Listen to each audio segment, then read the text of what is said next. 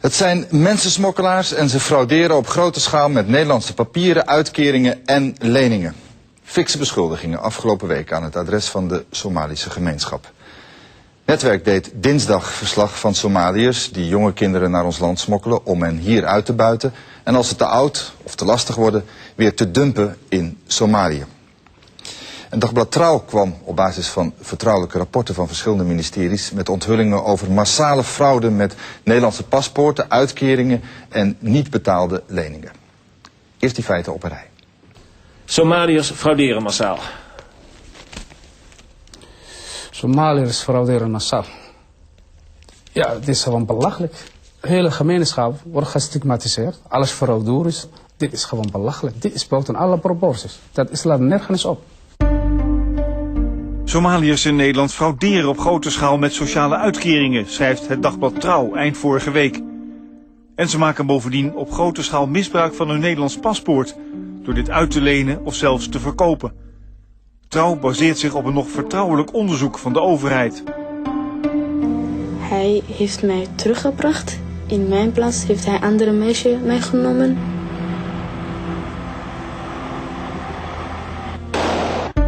Dinsdag meldt Netwerk dat Somaliërs massaal kinderen naar Nederland smokkelen. Hun nepouders ontvangen hier dan kinderbijslag en zij worden gebruikt als hulp in de huishouding. Hij zei dat we allebei zijn kinderen waren, maar dat was ook niet zo. Ik en Ahmed waren gewoon de twee slaven in huis. Later toen ik groot werd dacht ik mezelf, ja nee man, dat is niet mijn moeder. Als de kinderen te lastig worden en geen geld meer opleveren, worden ze weer teruggebracht naar door oorlog verscheurde Somalië of naar buurland Ethiopië en daar aan hun lot overgelaten. Ik hoop dat ze ons helpen, want ze zien en alles, dat ze zien wat het probleem is en hoe groot het probleem is. Dan denk ik en ik hoop dat ze mij helpen. Dus in 1 week tijd krijgt de Somalische gemeenschap in Nederland de volgende beschuldigingen over zich heen. Massale bijstandsfraude, handel in Nederlandse paspoorten en kindersmokkel. Somaliërs schuwen geen middel om te overleven.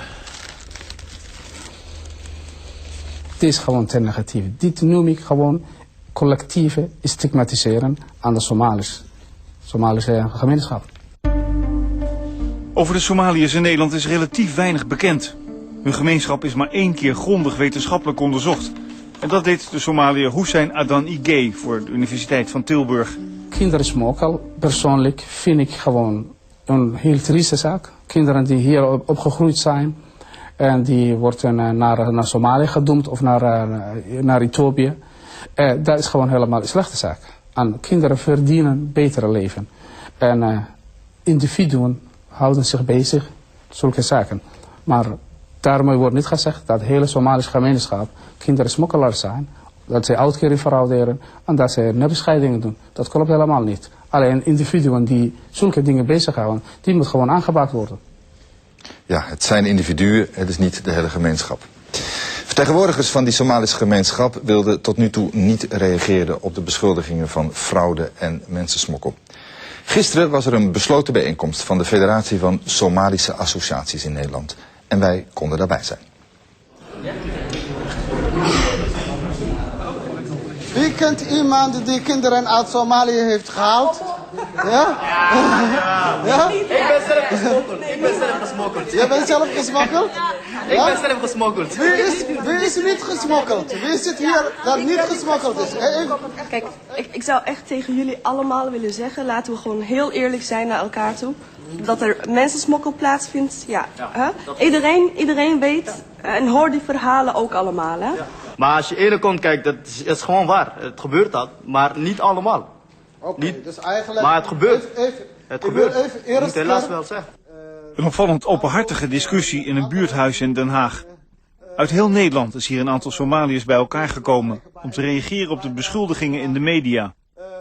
Doen wij aan handel of doen we aan smokkel? Hè? Nou, dan zeg ik, Somaliërs doen niet aan handel, want dat betekent dat je ergens iets haalt en hup, ergens anders dumpt. Hè? Dat niet. Hè? Wel smokkel. Ze geven toe dat er kinderen uit Somalië naar Nederland worden gesmokkeld, maar spreken kinderhandel tegen.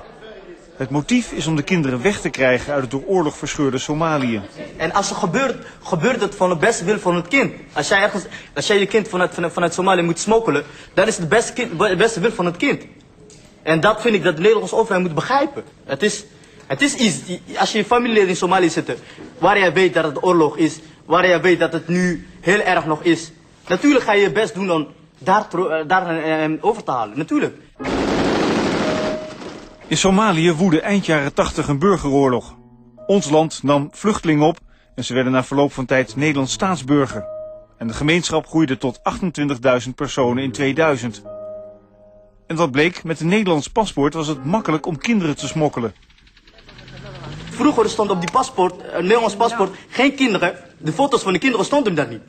Nu hebben ze dat ingevoerd. Dus je gaat naar Somalië en je boekt 2 tickets voor je 2 kinderen. Maar je neemt ze niet mee. Je gaat met de vliegtuig.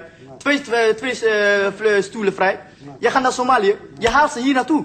Omdat het niet op de paspoort erom stond. Dus dat is de Nederlandse overheid. En nu is het aanlanden. Waarom doe je dat? Dat is toch een straf? Waarom doe je dat? Dus sommige mensen zijn gewoon, misschien zij voelen gewoon zich en verantwoordelijk voor de kinderen. En dan op het moment dat ze vanuit Somalië naar Nederland komen, dan nemen zij. Maar niet eigenlijk om te verkopen of eigenlijk om hun geld te verdienen. Het is gewoon van veel morele verplichting. Ja, maar het klinkt al heel mooi, maar dat is een overtreding. Je kunt geen kinderen zomaar Nederland binnen smokkelen. Kijk, af en toe moet je gewoon zo zien dat je helemaal geen enkele keuze hebt. Kinderen smokkelen is een overtreding. Dat klopt. Dat ben ik helemaal met u mee eens. Maar dan moet je niet zien dat eigenlijk altijd met gebaar gaat met financiële eigenlijk een oogpunt. Trouw meldt ook dat Somaliërs massaal frauderen met hun Nederlands paspoort om zo landgenoten naar ons land te smokkelen. Het wordt ook gezegd dat wij meeste vervalsers zijn. Meesters, vervalsers. Alle Somaliërs. Ja? Daar ga je niet tegen spreken, denk ik. Ja? Daar ga ik niet tegen spreken, zeg ik. Ja? Laten we bij de documenten echt de hand in eigen boezem steken en erkennen dat het wel op een grote schaal gebeurt. Dat vind ik. Ik ga daar geen enkel tegenargument in brengen. En het is meer overleven. En ik heb eerder al gezegd dat het een puur economische verhaal is. En dat het niet iedereen doet. En wij hebben gewoon een recht om te overleven. En als iemand daar tegen is, dan wil ik met die gasten spreken. Dat is toch strafbaar? Het is strafbaar. Ja? Het is strafbaar. Maar het is iets dat jij je ogen moet doen, echt dicht doen, om te geven. Je wilt je familie niet lijden, wat in Nederland gebeurt. Dat diegene gewoon hier in Nederland zit zonder niks. Jij wil met hem de beste. Ook als het strafbaar is, maar je gaat het doen. Een andere beschuldiging. Veel Nederlandse Somaliërs zijn inmiddels naar Engeland verhuisd. Daar zonden we eerder deze maand een verhaal over uit. Ze zouden bijstandsfraude plegen door zowel hier als in Engeland een uitkering te hebben. The stories about fraud by some Somalis are true, but this is a very serious criminal offence. And we've organised an information campaign to make it absolutely clear to the Somali community that this is an illegal offence for which you can go to prison. So the actual amount of people involved in this is very, very small compared to the numbers in the Somali community. Ook VVD-Kamerlid Ayaan Hirsi Ali, Somalische van geboorte, mengde zich in de discussie.